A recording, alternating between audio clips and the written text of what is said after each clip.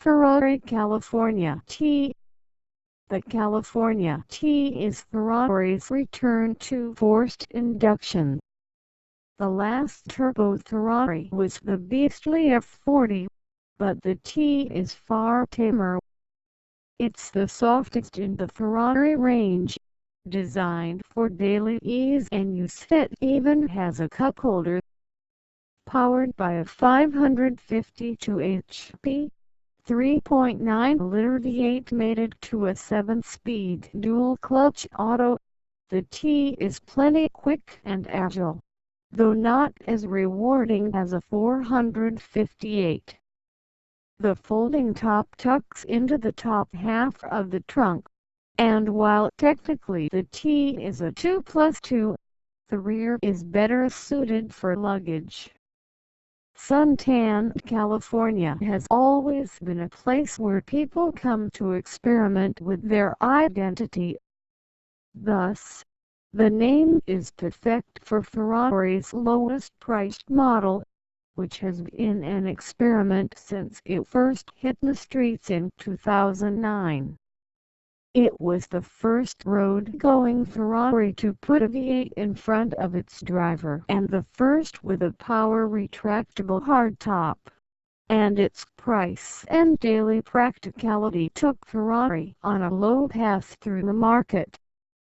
It probably should have been a Maserati, as it would have done far more to elevate that brand than it does for Ferrari. But the ball didn't bounce that way. Secretive Ferrari won't say how the California I8 sells, but judging by the plethora of low-mileage examples parked on eBay with heavily depreciated prices, the market is perhaps lukewarm.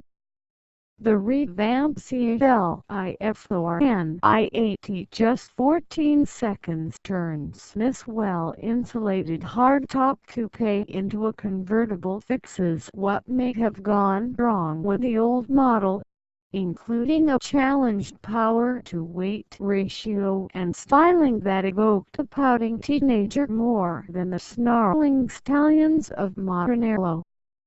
The T stands for turbo, of course, and in this regard the California, with its twin compressors hanging from a smaller 3.9-liter V8 with a signature flat-plane crankshaft, is being experimental yet again.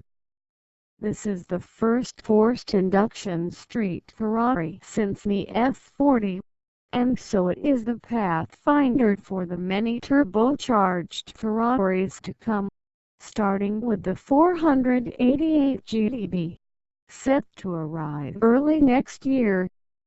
The new sheet metal picks up themes from the F12 Berlinetta, replacing the soft roundness and elliptical headlights with Ferrari's newer angular look that includes more scalloping for ducts and vents, and the droopy black inset panel in back is gone and unornamented, as are the silly stacked pipes that helped heighten the car's already tall touch and give it a fake, forced showiness.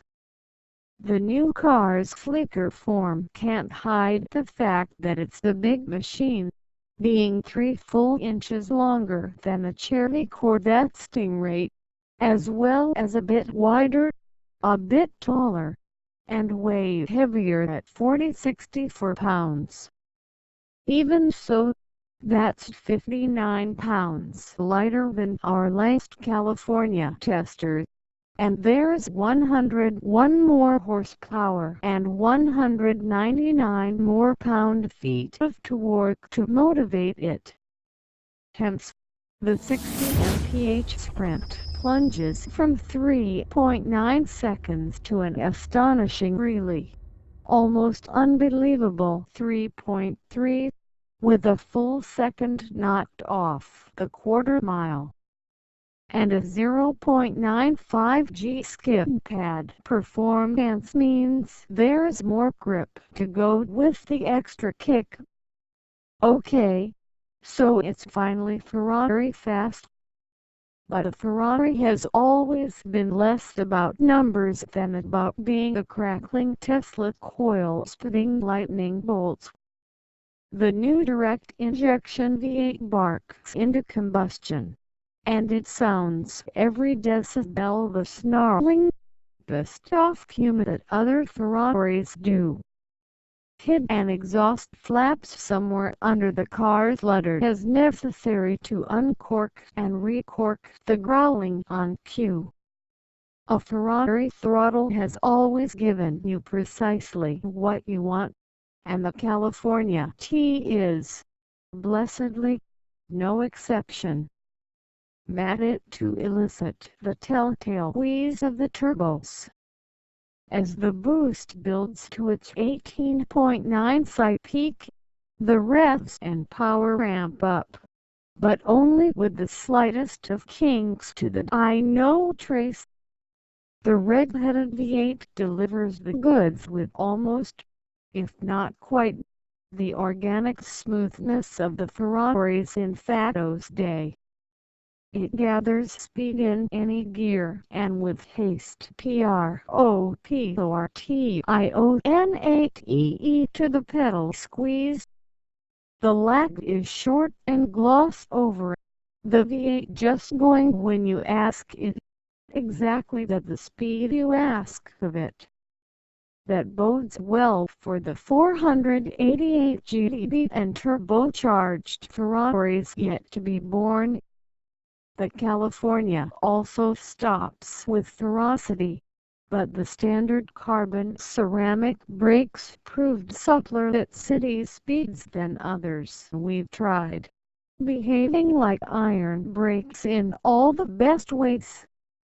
With 47% of its weight on the front axle, the California T is rightly balanced and the steering reflects it, aiming the nose into corners with friction-free lubricity and a thrilling subtlety that matches the other controls. The $5,568 you must spend for magnetride shocks on top of the California's $200 to $1,723 base price is money well used. With it, the California feels as if it has yards of suspension travel over the bumps, yet restrains body roll and understeer when you're hunting apexes. Here, again, everything is served in proportion to your demand, from steering angles to ride stiffness. One of the great joys in life is piloting this or any other Ferrari up a slithering road. Top folded, the cylinders wailing an operatic octet as the red LED lights on the steering rim flickered. Voltage. This car produces it with uranium rods. When you buy a Ferrari, you buy tradition expressed in aromatic panels of French-stitched leather, flat and rigidly firm bucket seats, and a familiar dashboard of simple circles augmented by a few conventional display screens. It's definitely old school compared with, say, McLaren's all-suede architectural cockpits, where the touch screens and buttons seem designed in the infinite loop. In the California T, the carbon fiber arch dividing the center console, part of a $7,761 carbon dress-up package, is the riskiest design flourish. The rest, from the large analog touch to the data screen next to it, is Ferrari convention. It takes time, but eventually you appreciate the California's practicality. Evoking its many years in the F1 coal mine, the busy steering wheel is where Ferrari puts all the old stock controls. Using the turn signals is as simple as squeezing your palm, the wiper control reduced to a single multi-action button. The Monotino knob gives you the choice of comfort, sport, and mama missing induction mode, which switches off all the aids. A button marked pit speed seems a little precious in this, the Ferrari least likely to see a track. Thoughtfully, Ferrari lets you pick sport for the throttle and transmission settings but retain the softer shock setting if your roads aren't smooth. Go forth and commute. Unexpected conveniences. Folding rear seats that reveal a tunnel into the large trunk for longer items. Plenty of console clutter space. Radio buttons on the back side of the steering wheel. A USB port. Typical for an Italian car inconveniences. The strange infotainment unit. Poor radio reception. And a single 12-volt socket far from the windshield. Next year, Ferrari finally offers keyless operation. But for now you still get the vintage red plastic encased key that will suitably impress the valets. Fanatics in red jackets may look down on it, and the option pricing gets silly. 21 of its 28 available colors cost $12,486 extra, but the California T is more enthralling than its direct competitors, namely the Aston Martin Decibels 9 and Bentley Continental GT, and more passionate than the anodyne Porsche.